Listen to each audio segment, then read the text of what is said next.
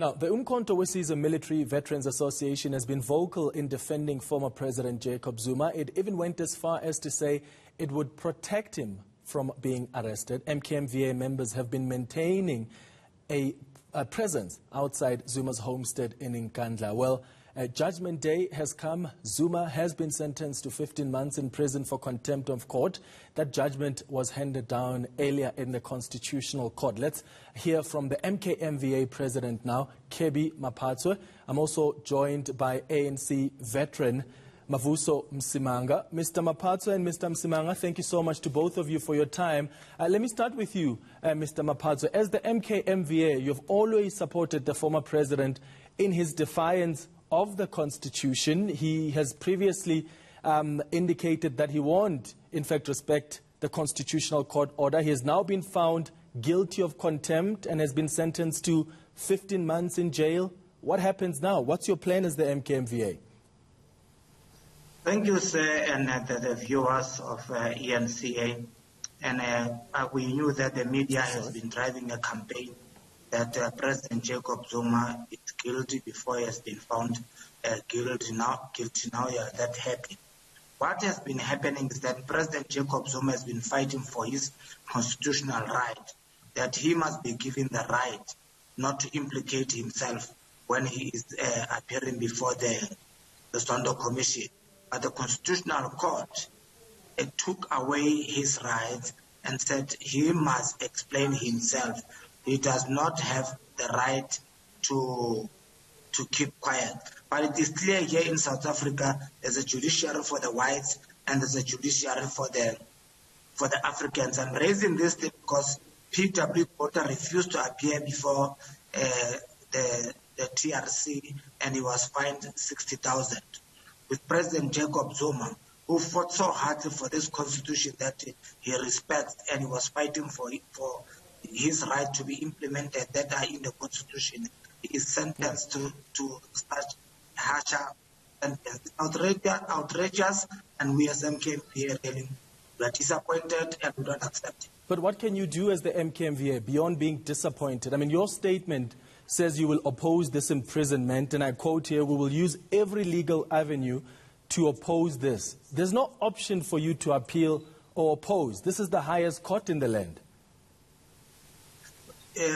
Much as we say that we will do everything within the confines of the law to put pressure, that the decision that has been taken, even undermining the view of the minority that was not emotional, that was not with anger, that was sober, it was undermined. But I think the view of the minority judges, that is the one that was sober. But we can't put prominence, Mr. Maphatsoe, we can't put prominence on the minority judgments. That's purely academic. It's important that we know what the other justices are saying, but you cannot want to sit here and want to put prominence on a minority judgment by two justices. As much as it's important to reflect on that judgment and what the arguments are, there's a majority judgment in this case. The former president has been sentenced to 15 months in jail. He's been found guilty of contempt of court. That's what matters right now. That is why we always continue in the ANC and in the ranks of Umkhonto we Sizwe that we want the transformation of the judiciary that will be impartial. So it doesn't mean the view of the majority, it is always correct. Sometimes in the future, you will realize that the view of the minority was correct. So you can't undermine the view of the minority as if it is lotto here, that the majority who have played lotto, they have put money in the coffers of lotto. Here we're talking about the rights of President Jacob Zuma that has been taken away by the same constitution that he fought for so hardly, and they took his rights away. That is why he was fighting for President Jacob Zuma. Right, so we can't undermine the right of President Jacob Zuma. What would you have then expected as punitive measures? Because even that minority judgment, by the way, agrees on punitive measures. It agrees that the former president, in fact, is guilty of contempt of court. So what would you then suggest should be punitive measures? What should be the consequences? Look, President Jacob Zuma was fighting for the rights that if he appears before the Zondo Commission, he must have those rights that he must not implicate. Yes, I know that, Mr. Maphatsoe, but I'm talking now about the judgment. I don't want us to go back. I'm talking about the judgment. He is found guilty of contempt of court. Both the majority and the minority judgments, they agree on this aspect. What do you say then? When someone is found guilty of contempt of the Constitutional Court, what do you suggest should be the consequences? You see, that's the problem, is that if your rights are violated in the Constitution, you have got the right to take your own decision. President Jacob Zuma felt very strong that, and we felt very strong, that his rights have been taken away at the same Constitution that we fought for, he fought for. So that is why he took that decision that he's not going to appear. What is the use of appearing before a commission when your constitutional rights have been trampled upon? Let me bring in. Take that decision. Yeah, let me bring in Mavuso Msimang now, ANC veteran. Mr. Msimang, thank you so much for also joining this discussion. Your reaction as the ANC veterans? I know, we've spoken about the former president having been a member of the Veterans League. This is someone who has been with the ANC in the underground structures. You've known him very well. What's your reaction to that judgment this morning? Yeah, thank you very much, Clement, and thanks to Comrade Kebby. I join very many South Africans today in welcoming this decision. It is a victory of democracy. It is a confirmation of the equality of every citizen before the law. My comrade there talks about Comrade Zuma's rights being taken away, and the right was for him to demand the recusal of Deputy Chief Justice Zondo. These things in our courts happen all the time. When the accused feels that they are uncomfortable with the sitting judge, they make the plea. Sometimes it's allowed, sometimes it is not, based on the merits of the case. So there is nothing unique or prejudicial about Jacob Zuma in this instance. Too much of that is being made. There is another point that you, Clement, have clarified. There is no difference between the majority and the minority judges on this judgment. The difference on all of them found that Jacob Zuma was in contempt of court. All of them, both sides. So whether some are considered to be rational or however they are being described, they all found that he was in contempt of court. The difference was, should he go to jail or should he get a different kind of sentence? So let's not create divisions where they don't exist. I think it's really good that in our constitutional democracy, the Constitutional Court, the apex court, is in a position to exercise its functions in spite and in particular not allow itself to be defied. When that happens, then that's really a serious threat. It disorganizes, it demobilizes our own democratic system.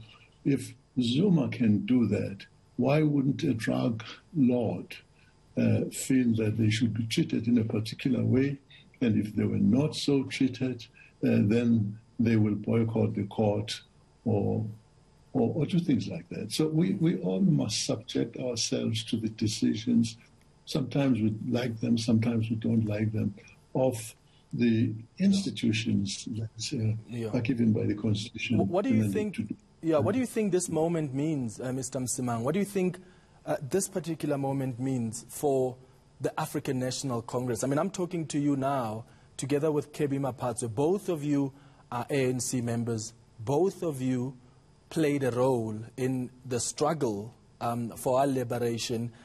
This is no doubt going to cause some divisions. It's going to continue causing some tensions within the African National Congress. There are so many people that are on the different sides of the divide. I was listening to Pulemabe earlier calling on ANC members to remain calm, and the NEC will be dealing with this particular matter and respond collectively on what their official approach is as the ANC. Do you think this indeed is going to cause some more divisions in the ANC? How can the party deal with this better to, one, underscore that they respect the rule of law and they respect the Constitution, but also ensure that their members are still united and they understand whatever position this African National Congress will take? Well, I think this is the big challenge of the African Congress, National Congress right now. It's no secret that we are divided, particularly at the top. But the NEC, National Executive Committee, has, of which Kebby is a member, have been working hard to bring about unity. It's been elusive, and there are very many reasons why the unity tends to escape us. But my expectation would be that if they are the supreme decision-making body of the ANC in between conferences, the NEC's pronouncements on this matter should be adhered to. If they say, we are studying the judgment, we support the rule of law, then every member who is disciplined ought to fall behind that position of the NEC. The NEC were to say something. Yeah, absolutely. Mr. Maphatsoe, let me bring you back in. The ANC has released a statement. They're saying, we reaffirm our commitment to upholding the rule of law and fulfilling the aspirations of our constitutional democracy. You have indicated in your statement that as the MKMVA, you will use every avenue to oppose this. You said legal avenue, but that's not really going to work because this is the Constitutional Court. You can't really appeal this particular decision by the Constitutional Court. So what do you say? Do you disagree with the approach that the ANC has taken, upholding the rule of law and fulfilling the aspirations of our constitutional democracy, as the statement says? Look, just to correct Comrade Msimang, that I was a member of the NEC previously, but I'm no more a member of the NEC. I'm speaking on behalf of the MKMVA. I agree with him that indeed the ANC is facing a serious challenge. However, I wouldn't want to speak on behalf of the ANC, and let's leave it to the NEC to hear what will they say when they convene.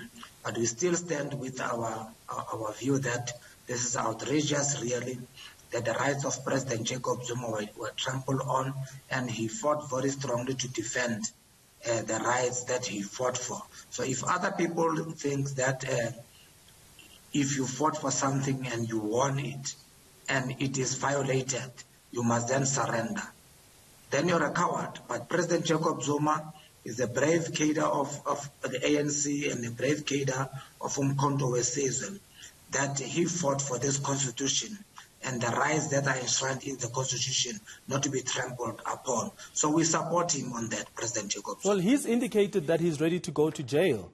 So what's your issue as the MKMVA? He's already indicated in many of his letters attacking the Constitution that he's ready to be a prisoner of the Constitutional Court. He's ready to go to jail because he's going there for a principle that he still is adamant he stands for. So why do you feel the need as the MKMVA to even be outside his Nkandla home, manning the gates, when this man has said, take whatever decision you take and I'll respect it? Look, as Comrade Mavuso would know better, that as former cadres of Umkhonto weSizwe, when one of us is facing challenges, we rally behind that comrade to give him the support, the moral support. And we like the principle that Comrade President Jacob Zuma did not run away or succumbed to what he feels, and we feel very strong that his rights were violated and trampled upon, that he fought for so strongly, that are in the Constitution. So we'll see in the future what will happen.